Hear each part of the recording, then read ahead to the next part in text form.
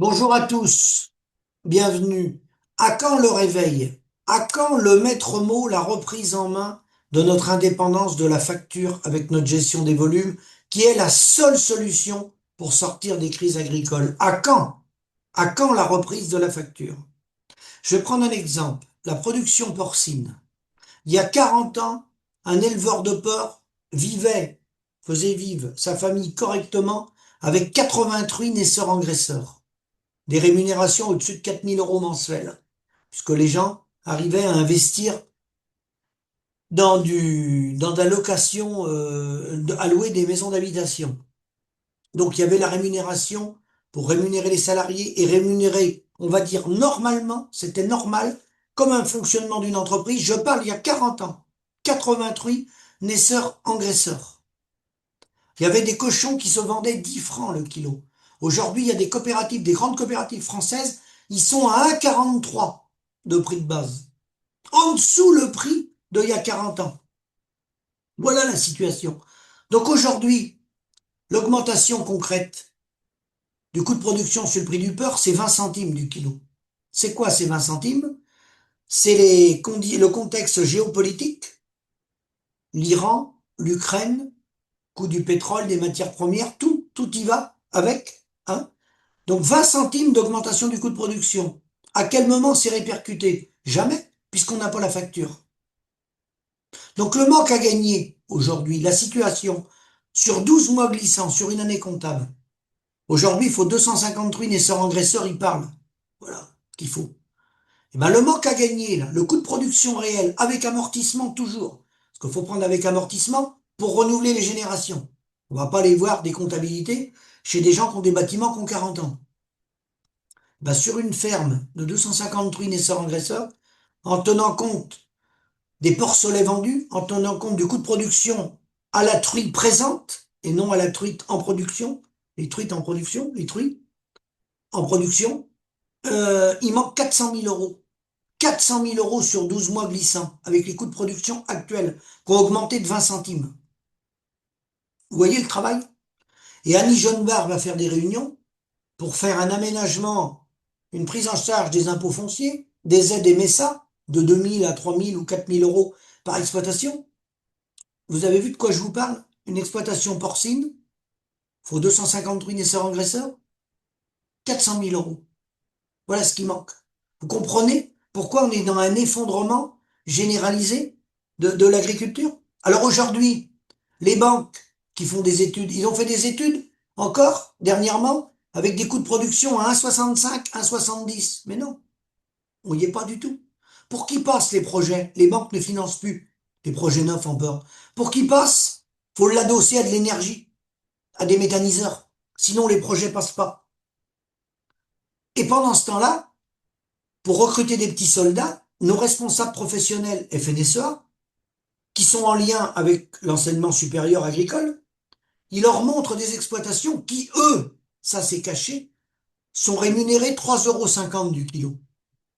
Alors, c'est des élevages modèles, pilotés par des grands groupes, que je ne citerai pas mais que vous connaissez, les géants du porc en France, les outils de sélection avec qu'ils ont en Chine, parce qu'ils ont des partenariats, ils ont des outils de sélection en Chine, et ces gens-là sont payés 3,50 € le kilo, ces responsables agricoles, qui vont dans les lycées. Et nos éleveurs, nous, ils sont payés de 1,43 à 1,50, 1,52, 1,54, suivant les coopératives. Vous avez vu?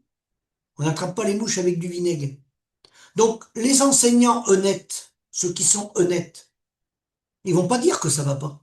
Ils vont pas le dire qu'il y a une petite élite, un petit noyau qui est payé à 3,50 €, vous imaginez? 3,50 € et les autres sont payés à 1,50 € ou 1,43 €. Ils vont pas le dire. Les plus honnêtes, ils vont dire aux jeunes, moi je vous conseille de vous orienter dans le para-agricole, hein, parce que vous aurez une meilleure vie de famille, vous ferez moins d'heures de travail. C'est ça qu'ils vont leur dire. Mais à aucun moment, ils vont leur dire que le coût réel, que les élites sont payées 3,50 € et que les autres sont payés 1,43 € ou 1,50 €. Ça, c'est tabou. Personne va vous le dire. Moi, je vous le dis, mais personne va vous le dire. Et c'est pareil dans les autres productions. Il y a quelques fermes références qui sont pas payées le même prix que les autres. Donc ça, c'est absolument tabou, ce que je suis en train de vous dire. Et alors, un autre élément, c'est que les fermes qui sont visitées, ces fermes pilotes, vous avez rarement la comptabilité. Vous pouvez pas l'avoir. Et malheureusement, lorsque on peut l'avoir, malheureusement, c'est important ce que je vais vous dire, les enseignants et les futurs agriculteurs, ils ne comprennent rien. Ils sont pas capables de décortiquer la comptabilité dans les moindres détails, de dresser un business model et de d'élucider la capacité financière de l'exploitation, sa solvabilité à court, long et moyen terme. La solvabilité financière à court, long et moyen terme, ils sont pas capables de l'appréhender. Parce qu'on n'a pas eu les formations nécessaires pour ça. Personne, pratiquement personne d'entre nous, je connais quelques agriculteurs en France qui ont eu les formations adaptées pour piloter une entreprise, mais on les compte sur les doigts de la main. Je vous dis tout de suite, c'est autour de 2%. On a fait une approche, c'est autour de 2%. 98%, ils sont rentrés dans le couloir, les grands-messes générales, FNSEA, Copa-Cogeca, coopération agricole, avec le double discours, le mensonge permanent. Donc, vous voyez, ce que je vous dis, c'est concret. Ça s'applique à toutes les productions, malheureusement. Donc, une ferme aujourd'hui qui correspond à un atelier porc, 250 ruinesseurs engraisseurs, sur 12 mois glissants, il va manquer 400 000 euros pour travailler avec amortissement et rémunérer les salariés, s'il y en a, ou les exploitants correctement et avoir un retour sur investissement digne de ce nom. Et le coût de production a augmenté là dernièrement, avec ce qu'a fait Trump en Iran, de 20 centimes. Qui en parle? Madame Genevard en parle? Quelqu'un en parle? Les centres de gestion en parlent? La FNSEA en parle? Personne. L'indifférence. On va vous montrer des photos des maïs qui sont secs. On va vous emmener vers la sécheresse, vers des aides d'État, où vous allez avoir 3 4 000 euros, et vous avez vu ce que je vous ai dit, 400 000 euros sur une ferme de 250 ruinesseurs engraisseurs, et après vous êtes surpris que les gens abandonnent? Vous êtes surpris des dépôts de bilan? Vous êtes surpris que les fils et filles de paysans ne veulent pas reprendre les exploitations?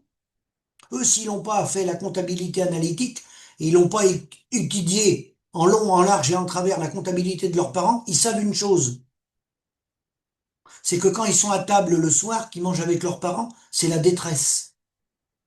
Il n'y a pas besoin de la comptabilité, là ça se voit dans les yeux. Parce que les parents, ils sont malades de ne pas gagner leur vie. Donc quand est-ce que ça va s'arrêter ça? Quand est-ce que le maître mot, ça va être reprendre sa facture? C'est pour quand ça? Que l'agriculteur, il est maître de son destin et qu'il reprend sa facture. C'est pour quand? On attend d'être moins de 100 000? C'est pour quand? Merci, à bientôt.